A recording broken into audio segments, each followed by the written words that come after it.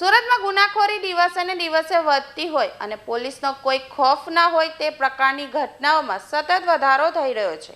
3 દિવસ પહેલા લિંબાયત વિસ્તારના શ્રીરામ ચોકમાં જાહેરમાં એક યુવકને ચપ્પુના ઘા મારી જીવલેણ હુમલો કરી નાસી જનાર આરોપીને પકડી પાડવામાં પોલીસને સફળતા મળી છે।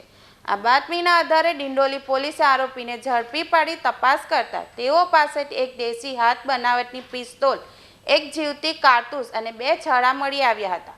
આરોપી જયેશ ઉર્ફે બારકુ વાઘની પૂછપરછ કરતા તેણે જણાવ્યું હતું કે લિંબાયતમાં રહેતા રાકેશ ગોરખ વાઘે 2019માં ડોંડાઈચા મહારાષ્ટ્રમાં પોતાના મોટા ભાઈનું મર્ડર કરાવી નાખ્યું હતું। તેનો બદલો લેવા માટે 1.5 મહિના પહેલા સિરપુર મહારાષ્ટ્રના અનિકેત નામના ઈસમ પાસેથી ₹35,000માં દેશી હાથ બનાવટની પિસ્તોલ લીધી હતી।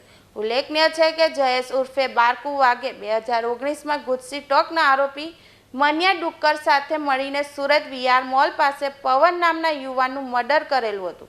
2017માં લિંબાયત મદનપુરામાં કાશીનાથ પાટીલનું મર્ડર કર્યું હતું।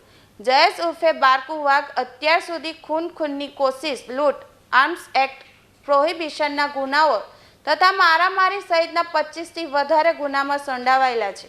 જ્યારે દિનેશ ઉર્ફે ડિનિયો પાટીલ ભૂતકાળમાં 2 ખૂન, આર્મ્સ એક્ટ પ્રોહિબિશનના ગુનાઓ તથા મારામારી સહિતના 10થી વધુ ગુનાઓમાં સંડોવાયેલ રીઢો આરોપી છે। જોકે આરોપીઓ દ્વારા પોતાના ભાઈની હત્યાના આરોપીને હત્યા કરવા માટે ઘાતક હથિયારો લઈ ફરતા હોવાની કબૂલાત સાથે લિંબાયત વિસ્તારમાં યુવક પર જાહેરમાં હુમલો કરવાના વાયરલ થયા હતા, જેને પોલીસ ઇસમો પર કાયદેસરની કાર્યવાહી કરી વધુ તપાસ હાથ ધરી છે। ડિંડોલી પોલીસ સ્ટેશનની ટીમ દ્વારા 2 આરોપીઓની ધરપકડ કરવામાં આવી છે। આ બંને આરોપીઓ આજથી 2 થી 3 દિવસ પહેલાં લિંબાયતમાં એક બનાવ બન્યો હતો, જેમાં ચપ્પુના ઘા મારી અને એક વ્યક્તિને ઈજા પહોંચાડવામાં આવી હતી। આ અનુસંધાને પોલીસે ફરિયાદ નોંધી હતી લિંબાયતમાં અને આરોપીઓની પકડવાની તજવીજ ચાલુ હતી। આ દરમિયાન ડિંડોલી પોલીસ સ્ટેશનના સર્વેલન્સ સ્ટાફને માહિતી મળી હતી કે આ બંને આરોપીઓ અત્યારે ડિંડોલીના આરડી ફાટક પાસે કોઈ જગ્યાએ આવનાર છે એવી માહિતી મળી હતી, જે અનુસંધાને પોલીસે વોચ રાખી હતી અને વોચ દરમિયાન આરોપીઓ મળી આવતા તેની અટકાયત કરી હતી। અટકાયત કર્યા બાદ પોલીસને આરોપીઓ પાસેથી 2 છરા અને એક પિસ્તલ મળી છે। એ દેશી બનાવટની પિસ્તલ છે અને એક જીવતો કાર્ટ્રીજ પણ મળ્યો છે।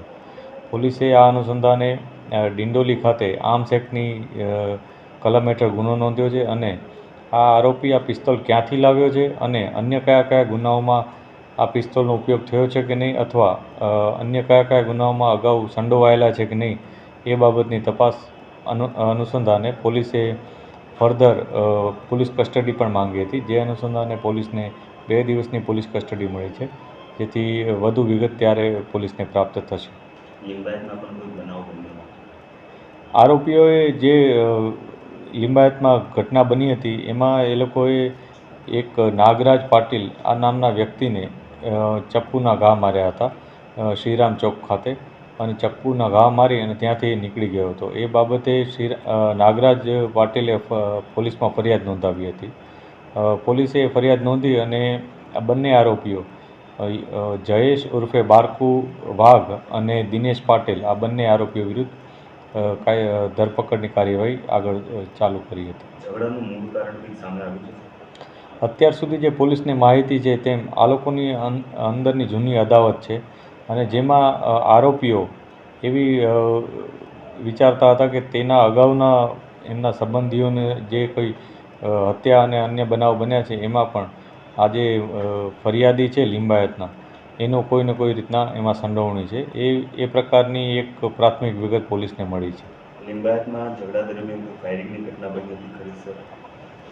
હાલમાં જ્યારે લિંબાયતમાં બનાવ અનુસંધાને ફરિયાદ નોંધવામાં આવી હતી ત્યારે ફરિયાદીએ આવી કોઈ પણ રજૂઆત પોલીસને કરી ન હતી, પરંતુ ત્યારબાદ વધુ અમે જે વિડીયો મળ્યો હતો એ અને અન્ય બાબતો દ્વારા અમને માહિતી મળી હતી કે ત્યાં કોઈ પિસ્તલ જેવી કોઈ વસ્તુ પણ એણે ફરિયાદીને બતાવી હતી, તો જે અનુસંધાને પોલીસે ફરીથી ફરિયાદીનું નિવેદન લેવા માટે બોલાવેલ છે અને આ જ પિસ્તલ જે ડિંડોલી પોલીસ સ્ટેશન દ્વારા પકડવામાં આવી છે એનો જ ત્યાં ઉપયોગ થયો હતો કે નહીં એની પણ તપાસ હાલ ચાલુ છે।